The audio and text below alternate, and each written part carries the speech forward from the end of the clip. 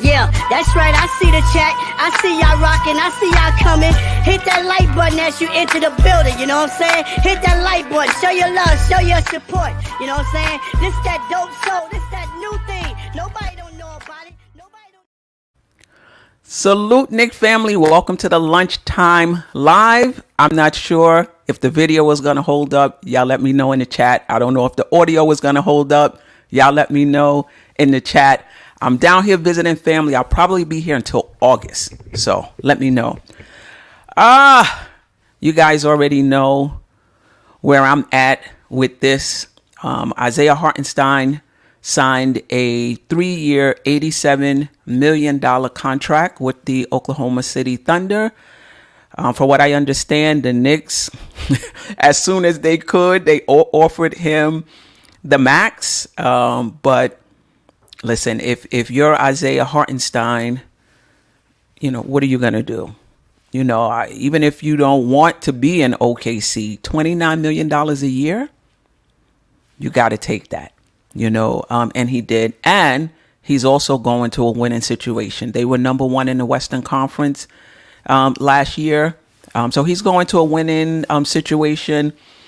You know, for me, it wasn't about Hartenstein per se, as much as it was about his style of play, as much as it was about having a complete center. And again, he couldn't hit the 3-pointer. It's not like he was somebody you were going to throw the ball down into the post and ask him to get you a bucket. He wasn't that type of center. But I liked having a center who can defend, who can rebound, and who also on the offensive end can pass. He can shoot a little bit. He kept the offense moving. He had a high offensive IQ. So that's the loss, not necessarily Hartenstein per se, but that type of center. And as the Knicks look to find a replacement, my hope is that they find a center with that type of skill set. And we'll talk about it more as we get into the show. But it helps to have a team where everyone is an offensive threat, where everyone has to be accounted for. And I put this post on Twitter, well, actually X now. You know, Boston went to, I believe it was the finals that year. Somebody correct me if I'm wrong. And the next year they got off of Smart for KP. Then they had an opportunity in that same offseason to get Drew Holiday, and they gave up Robert Williams III. And I think part of that was they saw that the deeper they went into the playoffs, the harder it became for them when they had two players in their starting lineup who were really good on the defensive end and so, if that, on the offensive end. So I think the loss of Hartenstein, depending on who we bring in, I don't think we're going to notice that in the regular season. We may not even notice that in the first round of the playoffs. But the deeper you go in the playoffs, the better the teams you're playing who have better personnel. Everyone knows what to do to stop another team, but you have to have the personnel to do it. And then the deeper you go in the playoffs, you're going to come up against teams who have that personnel, and that if you do have any weaknesses, they'll be able to exploit that. And in my opinion, having an offense where one player, it doesn't have to be a center. It could be, in Boston's case, it was their point guard. Having any player on your team who's one-dimensional hurts your team the deeper you go into the playoffs. And I think that is my concern about our offense. Now, and I said this on Thursday's show, the Knicks go out and bring in another center with that skill set, I'm fine. Like, we don't need a center to score 20 points. We don't need a lot from our center, but we do need somebody that can hit a free throw. And we do need a center who can keep our offense moving so that we can play more of a motion offense. Everybody talk about that in the beginning of the season before the trade. Our offense is so stagnant. Well, part of the stagnation was the players that we had. Players who played well with the ball in their hands, who really weren't passers, right? And I think that's what we're losing in Isaiah Hartenstein, a center with a high offensive IQ who was a connector, who can keep our offense moving, take advantage of cutters. If somebody flared out to the 3-point line, he would be able to take advantage of that. So whoever we bring in that center position, and we'll talk about this more too, the Knicks have a decision to make. Whoever we bring in that center position, I hope they have a similar skill set. Shout out to everybody in the chat joining me today. I appreciate it. All right, so let's talk a little bit about the centers who are available. And as I was doing, as I was making the slides, I had Twitter open, and I was like, "Oh, this one is off the board. Oh, this one is off the board." So already, Jalen Smith, I think he went to Chicago. I want to say, hold on. Yeah, Jalen Smith went to Chicago and Drew Eubanks went to Phoenix. I'm not sure, what the Knicks are going to do. Personally, well, the first thing they have to decide, are they looking for a starting center or are they looking for a backup center? Right? Or a starting caliber center, whether that center starts or not, a starting caliber center. So if you're looking for a backup center, hopefully they have similar skill sets to Isaiah Hartenstein, right? But the Knicks may want to consider bringing in a starting caliber center, again, whether he starts or not, because of Mitchell Robinson's injury history. He's played 70 games one time in his career. We already have that risk with OG Anunoby, right? We're talking about getting to the NBA Finals. What you want to do as much as possible, mitigate your risk. Okay? Getting a center who's a starting caliber, if you can find them. If you can find a starting caliber center at this point, helps you just in case Mitchell Robinson goes down. I think we were fortunate when Mitchell Robinson went down that Isaiah Hartenstein stepped into the starting lineup, shown that he was a starting caliber center, and got the money to prove that. Right now, Sims is the backup to Mitchell Robinson, and I have no such aspirations or hopes that that's going to be, if Mitchell Robinson goes down, Sims is going to be able to step in and do that. He might. But that's not something I'm banking on. And if you're the front office with championship aspirations, you shouldn't be banking on that either. So it's going to be interesting to see what the Knicks do. But Moritz Wagner from Orlando is out there. Dario Saric. And listen, if anything has changed as far as who's available, let me know. Gaga Bazadi, I hope I got that right, from Orlando. Daniel Tice from Clippers. You see the ones on the bottom, I just have the headshots. Like, these are players who haven't really played that much. Xavier Tillman, I thought he did a good job for Boston in the playoffs, gave them some depth. Is he a starting caliber center? I don't think so. James Wiseman, do you want to kick the tires on him? He was a number 2 pick. He has the talent, at least coming out of college. He was highly touted. He hasn't lived up to expectations. Do you want to take a chance on bringing him in as a backup, and perhaps he blossoms under Thibodeau? Maybe he blossoms on a team where he's not expected to do a lot. He'll have a defined role. Maybe that helps. Bismack Biyombo, Mo Bamba. These are players who didn't get a lot of time. Philly, went to the second round of the playoffs. Mo Bamba didn't get a lot of time. Biyombo, OKC, went to the Western Conference Finals. He didn't get a lot of time, if I'm not mistaken. So I'm not sure what the options are for the Knicks, but I do think going into the season with Mitchell Robinson as your center, I think that's I don't feel comfortable with that. And I hope the front office doesn't feel comfortable about it. And one is the injuries. And two, I believe in today's NBA, you do need a more complete center. Now, having said that, can we win a champ? If Mitchell Robinson is healthy, can we win a championship with Mitchell Robinson at center? Absolutely, we can. Yes, we can. Makes it easier, though. It makes it easier when you have any player at any position that can give you something on both sides of the ball. So we shall see.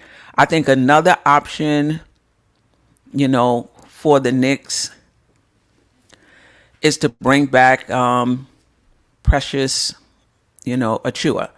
So Jeremy Cohen, on X, said these were the options for the Knicks as far as the backup five was concerned. They can sign a free agent with the taxpayers mid-level exception, and then they will be hard capped at the second apron. Again, are any of these players that we just went through worth the full taxpayer mid-level exception?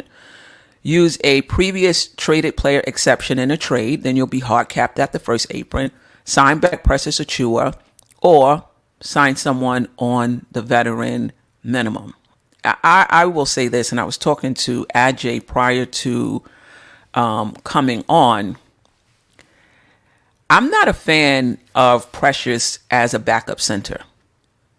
Whoever you bring up as your backup center has to be able to step in and be a starter in the event. And maybe Mitchell Robinson doesn't get injured. Maybe he plays 82 games. Maybe he plays 74 games. But if you have championship aspirations, you have to plan. You have to have a backup plan. And Precious Achua as your backup center, to me, is not a really good backup plan. Going into the center with just Mitchell Robinson and Sims, that's not a very good plan if you have championship aspirations, in my opinion. And then again, he's another one who solid defender, solid rebounder, solid shot blocker, decent, as far as moving his feet on the perimeter and switchability. But offensively, I mean, you do not have to play Precious Achua when he has the ball. And this is what I'm trying to get away from. Any type of player on the team where you don't have to, the defender can roam. The defender doesn't have to pay attention to this guy. The defender can double team Randall, can double team, another guy. Again, going back to Boston. Now, they were tough even defensively, right? They were pretty much switchable on the defensive end. But offensively, who were you leaving? You were going to double team Tatum? All right, which defender, who were you leaving to double team Tatum? Who were you leaving to double team Brown? Right? This is the situation I wanted the Knicks to be in. And there's still a chance that that's the case. All right, let me just check in with the chat before I get into the Knicks depth chart. All right. Shout out to Dale Sinclair and Dwayne Dennis, who was in here before I even started the show. Appreciate you. Geoff, appreciate you as well. On Dios NYK, appreciate you. Geoff, you're right. If they had his full bird rights, I think it's a different story, but didn't.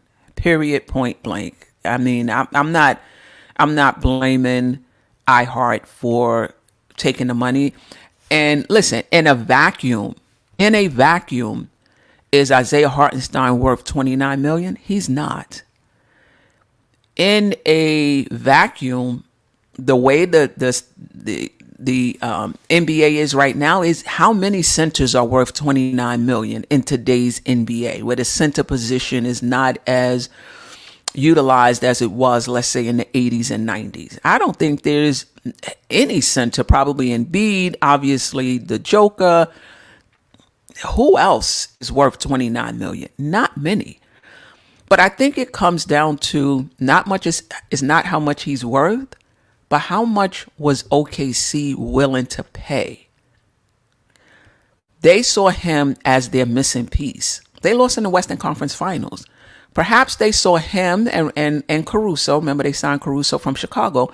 Maybe they saw both of them as the pieces that put them over the top. And so, yeah, in a vacuum, no, Isaiah Hartenstein is not worth $29 million. But as the final piece to a chip, they thought so. And I think that's what it came down to. I remember this when Milwaukee traded for Jrue Holiday at the time. And I was like, wow, that seems like an overpay for Jrue Holiday at the time. But it wasn't for Milwaukee. They saw him as the missing piece to a chip.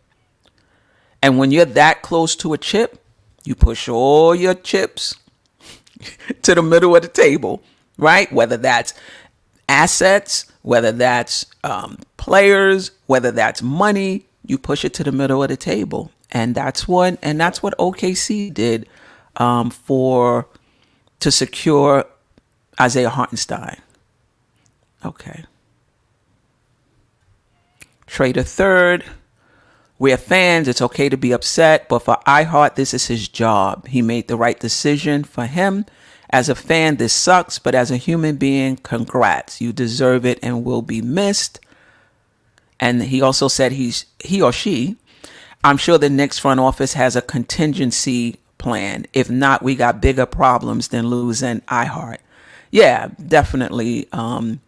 No doubt about it. And I talked about that already in terms of the injury history and towel of play. JJ always rocking with me in the show. I appreciate you. Salute, Steph. Mitch fans are happy today. Listen, nothing against Mitchell Robinson, right? The bottom line is the Knicks do not need to double and triple down on defense. If you're trying to win a chip, the more well-rounded players you have, the better. And that's what I'm talking about. Well-rounded players at every position. Get this offense popping. Keep it popping so that it makes it difficult for the defense. All right. Tibbs about to play Josh Hart at the 5. DX Relish, I appreciate you. He was in the chat talking that smack when the Knicks were playing Philadelphia, and now he's back again. We're going to talk about what Philly did as we talk about the changing landscape of the Eastern Conference. All right. I'm running Brunson, Dante Bridges, OG, and Randall lineups. I think we need a center. I think we need a center. I think all the Mitchell Robinson fans, and shout out to you, I think you're underestimating what it's like to have a center who can hit free throws and a center who can pass the ball. I think you're underestimating that, particularly when you have Mikal Bridges and OG Anunoby on the wings. You got stout perimeter defenders. And in my opinion, I think you don't need a elite rim protector when you have elite perimeter defenders, right? And so what we're losing on offense, as far as free throw shooting, as far as a floater, as far as taking advantage of the backdoor cuts, as far as I said before, a defender not leaving iHeart to double team somebody. I think you're underestimating that, and we're gonna get by. And I think we're not going to notice anything different probably until we get to the Eastern Conference semifinals, Eastern Conference finals. If we make it to the championship game, that's where I think you're gonna really see it. Taj News. No, is that, where is it? Taj breaking news about to drop, 4 years, $18 million. I hope that's a joke.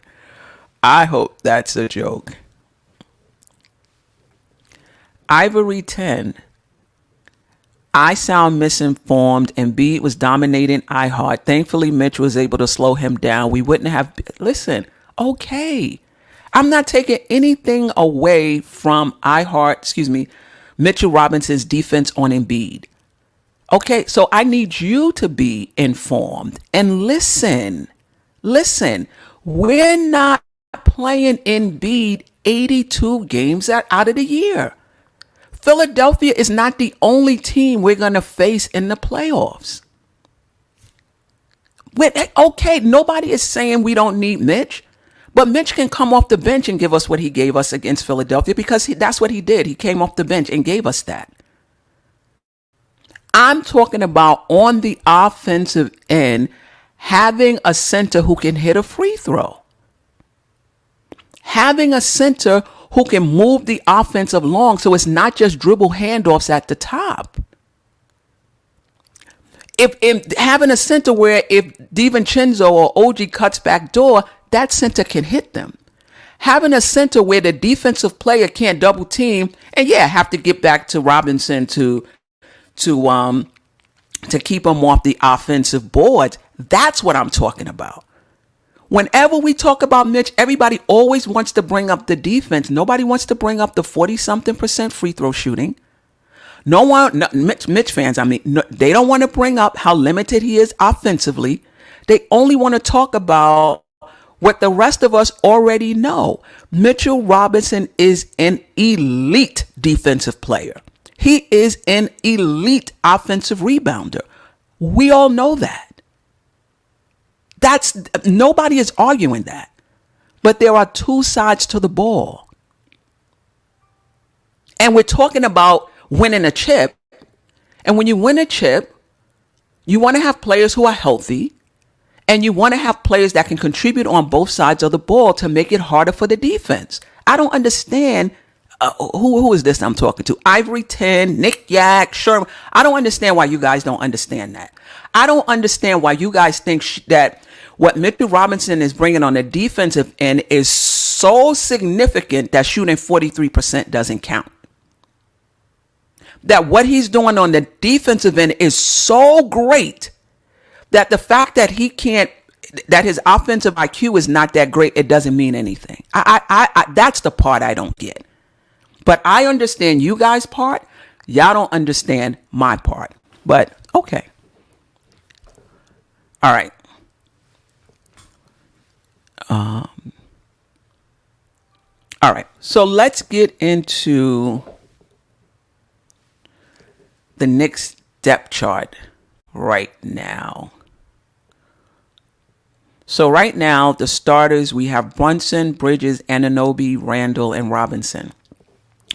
On the bench, we have McBride, DiVincenzo, Hart probably backing up both Anunoby and Randall so he can get his minutes. And Robinson, Sims backing up Robinson. We got three rookies that's situational, and I'm pretty sure the Knicks maybe they bring back Precious. Maybe they sign someone else on the vet minimum. That's possible. This is the thing. As much as we talk about our depth, let's just say Precious was here and you got Precious backing up Randall. And people like that. Fan base like that. We got 10 players. Everybody has a backup. Do you really think Bridges and DiVincenzo are going to split minutes, 24 minutes apiece? Because I don't. Do you think that Bridges is going to get, just 30 minutes, leaving 18 minutes for DiVincenzo? I don't think so. And that's the same thing if you play Precious behind Randall. You think Anunoby is going to play 30 minutes and Hart 18 minutes to get you that 48 at the small forward position? No. So that's why I see Hart backing up both Anunoby and Randall so that he can get minutes. And it is possible that DiVincenzo backs up both Brunson and Bridges so that he can get more than 18 minutes a game. And if that happens, it's possible that now McBride becomes situational. Unless the Knicks are comfortable with DiVincenzo playing 20 minutes. I'm not sure that they are. So the Knicks have some work to do as far as this roster is concerned. Yeah, I think we would have been stronger with Isaiah, Hartenstein, and Robinson. Not so much with Robinson and Sims. Right? So the Knicks definitely have work to do. Coach said, I think OG plays only 18 minutes at small forward and the rest behind Randall. But how many minutes is left behind Randall?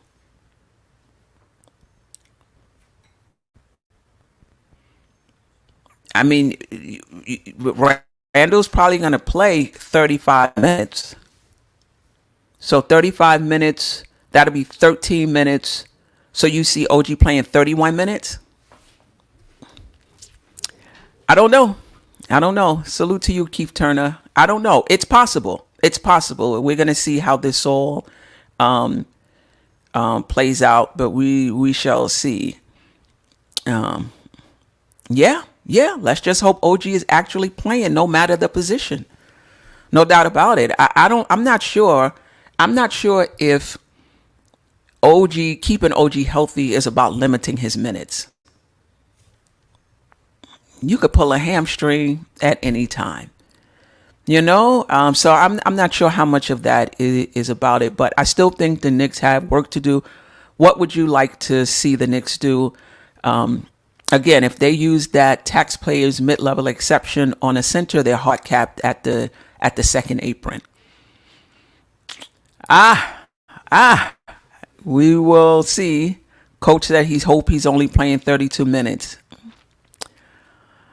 Yeah, listen, in this Eastern Conference, and we're going to talk more about this in just a little bit, your players are going to have to play.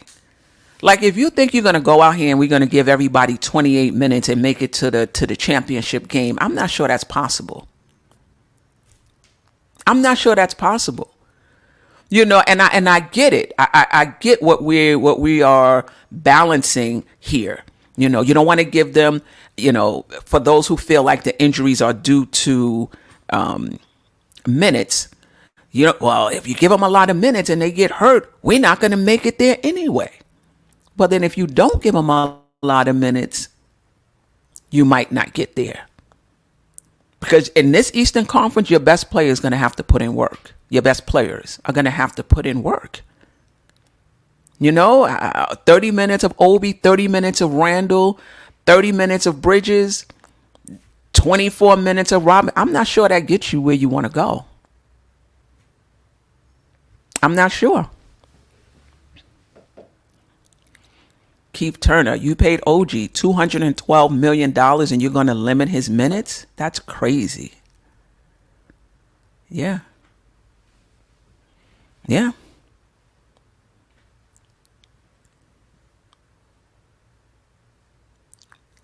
It could be a strategy to keep guys fresh through April. Playoff lineups could be shortened. No, playoff lineups are going to be, what do you mean by shorter? Meaning less people in the rotation? Yeah, the thing about it, I hear what you're saying, but keeping guys fresh through April means maybe not getting the seed that you need to get.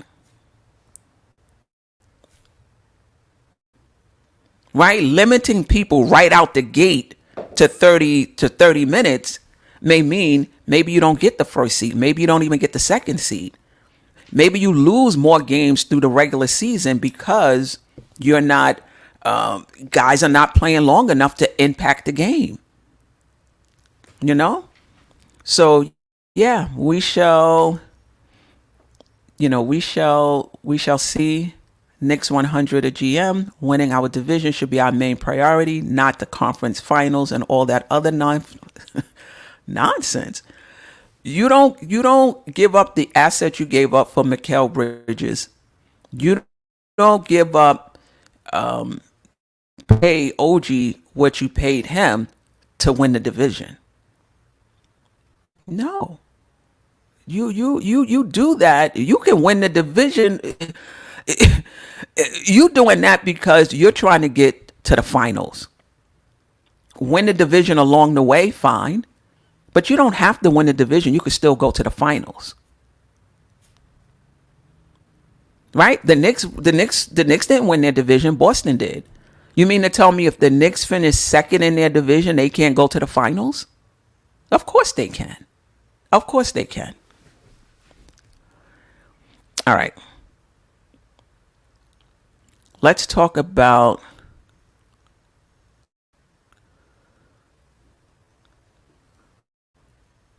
Paul George going to Philadelphia on a 4-year max contract. If I'm not mistaken, Paul George is 36. Listen, this was an all-in move for Philly. I think it's a risky move for them. You know, if he is 36, can somebody tell me if he's 36 or not, or 32 or 30, 34? Salute, lady in the chef. Appreciate you. He's 30. He's 34. Okay, he's 34. Okay, so at the end of the contract, he'll be 38. So that was an all-in move for them, just like us paying OG Anunoby. It was a risky move, I should say. Just like us paying OG Anunoby $212 million was a risky move for us, given his health, not his talent, not what he does and how he transforms our teams when he's healthy, but just a risk that he will be healthy. I don't know the latest, but I know Klay Thompson was looking at four teams. Philly was there. That might have been before Paul George. I know they signed Maxey to a max contract. I'm not sure they have the money to bring in a Klay Thompson, even if he wanted to come in on a discount. But Paul George, Embiid, Maxey, they signed Oubre. They have Drummond now as the backup to Embiid, who, if he can't do anything else, he's a really good defensive rebounder and big body, right? So are the Knicks still the best team to knock off Boston in the Eastern Conference, given the loss of Hartenstein, given Philly getting Paul George? Do you still think the Knicks are the number one team to have the best chance, I should say, of knocking off Boston? I would say it's a toss up. You know, you can argue that Philly has more top end talent. You know, with Embiid, Paul George, Maxey, that they have more, top end talent. But that doesn't necessarily, having the best talent doesn't make you the best team. And I think the Knicks are banking on being the more well-rounded, tough, defensive-minded team who can score in their own right? They may not be, Embiid type scoring or Paul George type, like those type of players outside of Brunson and Randall, but we can score in our own right. It's going to be interesting to see KCP, Davius, Caldwell Pope, if I got that correct. He signed with Orlando. That makes them better. I don't know if that makes them a threat to Boston, but it does make them better. So the Eastern Conference is going to be a dogfight. It's going to be a dogfight. The Knicks will be right there. I do think the Paul George to Philly changes things if he can stay healthy. That's the risk we took with OG. That's the risk they're taking with, Paul George. So what's your thoughts? Do the Knicks still have the best chance, even better than Philly, of knocking off Boston, or is it neck to neck? All right. The art man formerly known as Steve, Mikal is the key. He can create his own shot, and so can Randall. Yeah, I think Mikal's shot creation is underrated. Hopefully we'll get a chance to see it. I mean, he's going to be the number 3 option behind Brunson, behind Randall, but I still think there'll be an opportunity for us to see it. People still in the chats. There's some people still in the chat still want to get rid of Randall.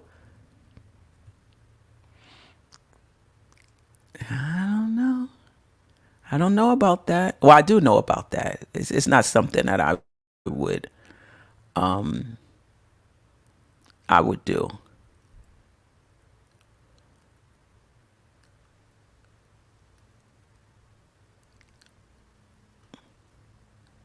Let him know, DX Relish. I Harden here getting he ain't getting a lot of love.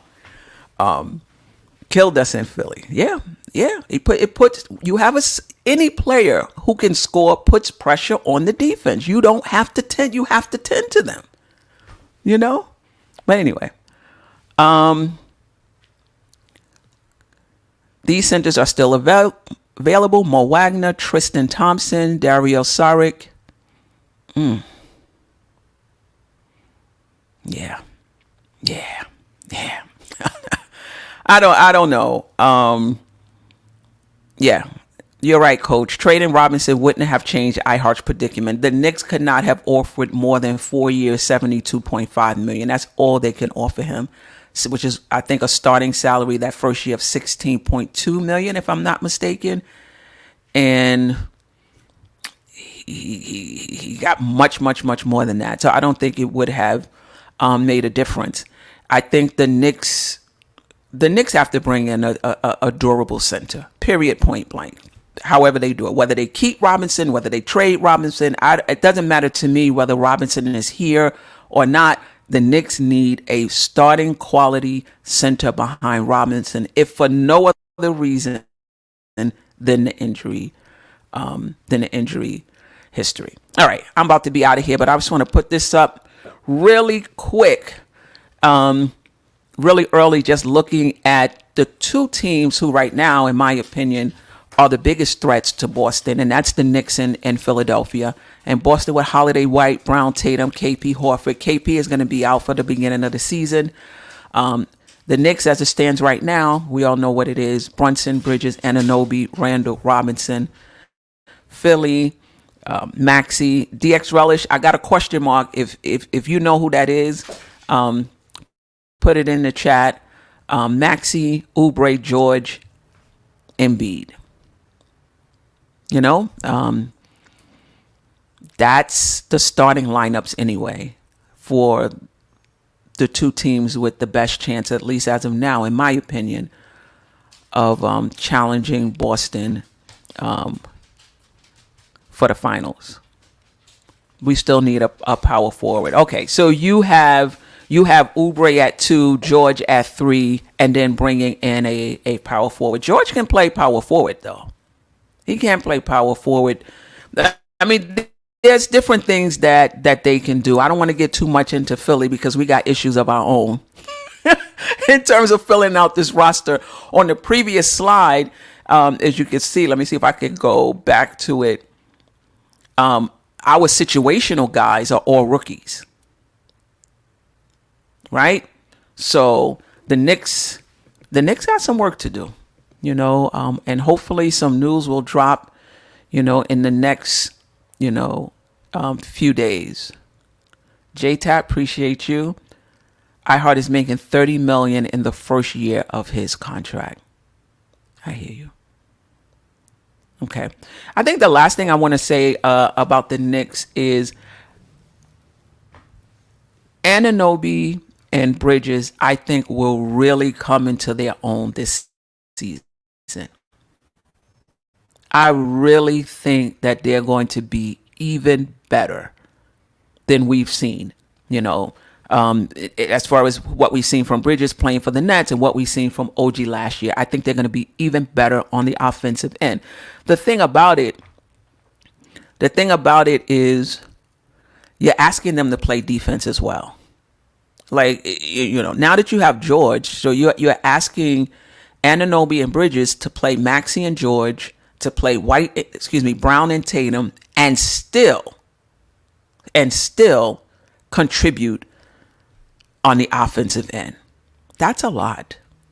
That's a lot to ask. And we'll see if they're up to the task. So as much as I do feel like they're going to take a step forward offensively, I have a little bit of hesitation because of what we're asking of them on the defensive end. We're asking them to guard the best perimeter players. Now, most teams won't have two really good perimeter players, right? So, one of them will have an easier night. But when we get into the playoffs, we're going to be asking them to do a lot. Anyway, that's all I have for today. iHeart is out.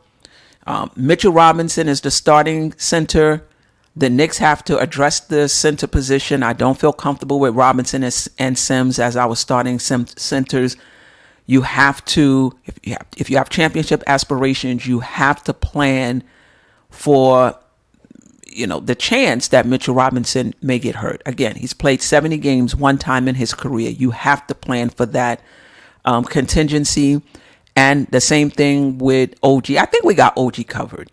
You can bring, DiVincenzo into the starting lineup. Mikal Bridges can move to the three. I know Sherwin says he's a little too light. Not sure if he can play that position or defend that position. I think he can. So I think we're okay if OG gets hurt. If Mitchell Robinson gets hurt, it could be a disaster. Now, we thought that this past year, and iHeart stepped up. I have no such confidence in Sims, though. So we shall see. I appreciate everyone joining me today. I'm gonna do my best to do this once a week. I can't promise. Hopefully, I'll look at the playback. Hopefully, the video held up. Hopefully, the audio held up. But Cody, I appreciate you. Keith Turner, Nick Yak, Apollo Williams, I appreciate you. Sherwin was in the building. Juan B, Knicks 100, a GM. Roland Chestnut, DX Relish from Philly. He said Philly and New York still got more moves to make. Yeah, I'm with you. Keith Turner, I think I said you already. Walter White, JW. JJ was in the building. 914, the finest. Geoff Klafter was in the building, or still maybe listening. Lady and the Chef, Nick Yak, Ron from Still Nick Fans. I'm not going to get to everybody, and some of you I may say twice.